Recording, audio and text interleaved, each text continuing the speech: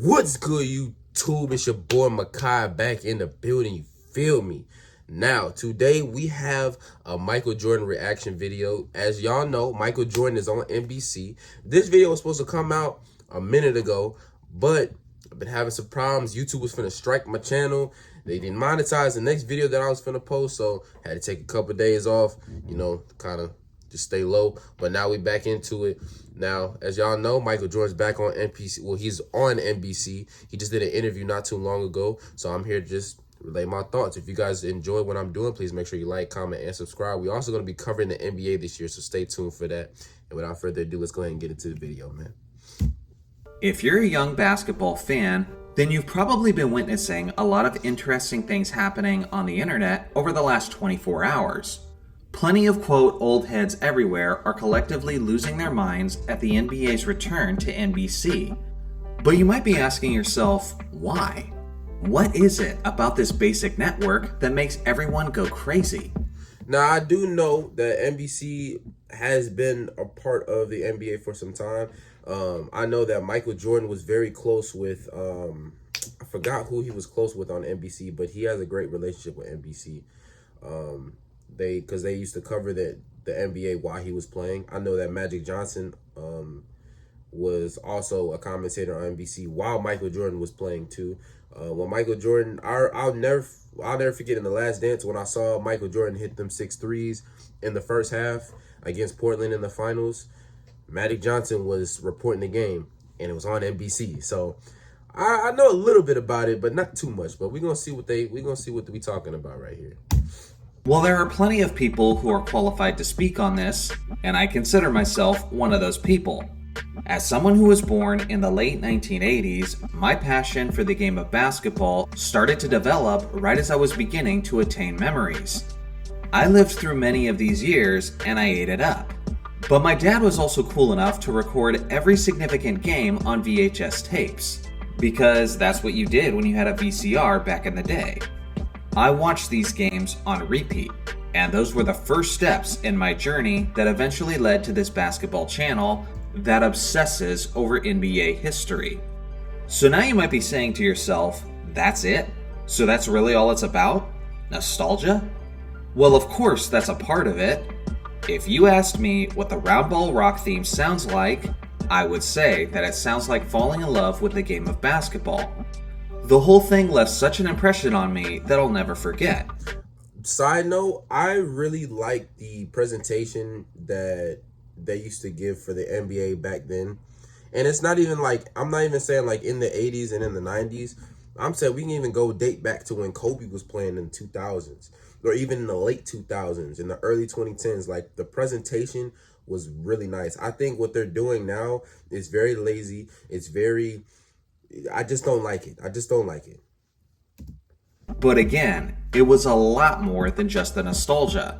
It was great programming. NBC's agenda was simple: put on a great show and make a lot of money while doing it. And they certainly succeeded, as the greatest viewership ratings in NBA history came on their watch. When a playoff game was on NBC, it didn't just feel like a basketball game. It felt like an epic story that was all building to this very moment. Right as the pregame would start, there would be a dramatic montage of highlights. Now, before he gets into that, they were doing that. They were kind of doing that in later times. But from the games that I've seen back then, I wish they would do this now. And what he's finna explain is going to be what I'm talking about. Accompanied with background music from whatever movie was popular at the time. Narrated by either the legendary Marv Albert or Bob Costas, they would tell you the story of each team leading up to this event, and explain in epic detail what was at stake. It was almost like a fascinating NBA YouTube video before YouTube was even a thing. Or like a movie. Like, I wish they did that now, bro. Like, I really wish they did. They'd be like, oh, Kevin Durant, he's been on a scoring tear the last couple games. Let's see what he does tonight. Like, I would love to see that now, bro. Like, man. This would then transition seamlessly into the iconic intro, followed by pregame analysis from people who were actually great at their jobs. Imagine that. Almost everyone who was involved was either fantastic on the mic or knew the game on a deep level. Now, I know Ahmad Rashad. I know Ahmad Rashad and Michael Jordan were very, very close. I know that Ahmad Rashad was one of the only people that Michael Jordan trusted when it came to interviewing.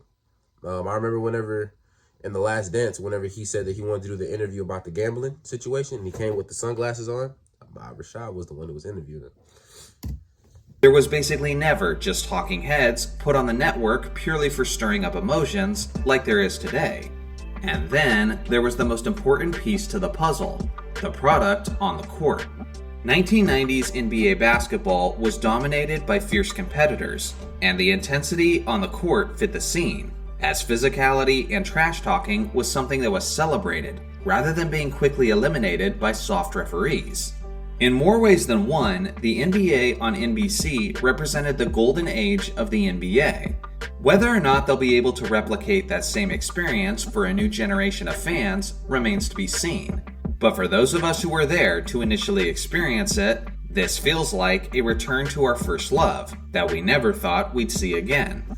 Now, I'll say this for sure. I don't think they're ever gonna I don't think they should do exactly what they did back then, but I definitely think that they should figure out, go in the past and see what worked and try to update it. Because if you just replicate something from the past, it doesn't look right. You know what I'm saying? So just try to find something that makes it fresh, make it new, and definitely make it interesting for the audience to want to see. So what do you guys think? What does the return of the NBA on NBC mean to you? I look forward to hearing your thoughts in the comment section below. Thanks for watching as always. Make sure to like and subscribe for more basketball content, and I'll see you guys in the next video. Now, one thing I didn't expect from this video is I didn't expect him to not talk about Michael Jordan signing to NBC and being a commentator, because I think it's Michael Jordan, Carmelo, Chris Webber. It's a couple of different people that got signed to NBC. And the biggest one is Michael Jordan, because we all know Michael Jordan is not the type of person who goes in public and does stuff like this. So this is the first time that we're going to see it. I don't know how this is going to work out.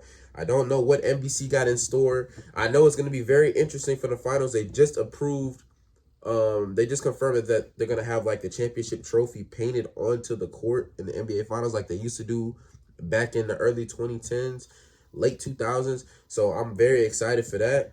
But other than that, man, like I just want to see how this is going to turn out. I mean, we only, 3-4 NBA games in, so we don't know exactly what NBC has got in store. Also, like I said, the NBC presentation, from what I've seen in these past games, I remember I had went over to Austin not too long ago, and I was watching a whole bunch of Michael Jordan and Larry Bird. Watching Michael Jordan, Larry Bird, I was watching all games, all day. And I remember a good portion of that was with NBC. And the way that they used to do it, man, like the way just the whole presentation, the way that they would present the NBA game for you, it was cinematic, and I loved it. And I wish they could do something like that now. Hopefully they will, but we're just gonna see going forward what they're gonna do. But I hope you guys enjoyed this video. Please make sure you like, comment, and subscribe. Recommend some videos you guys want me to see in the future. And until next time, man, I'm gonna catch y'all.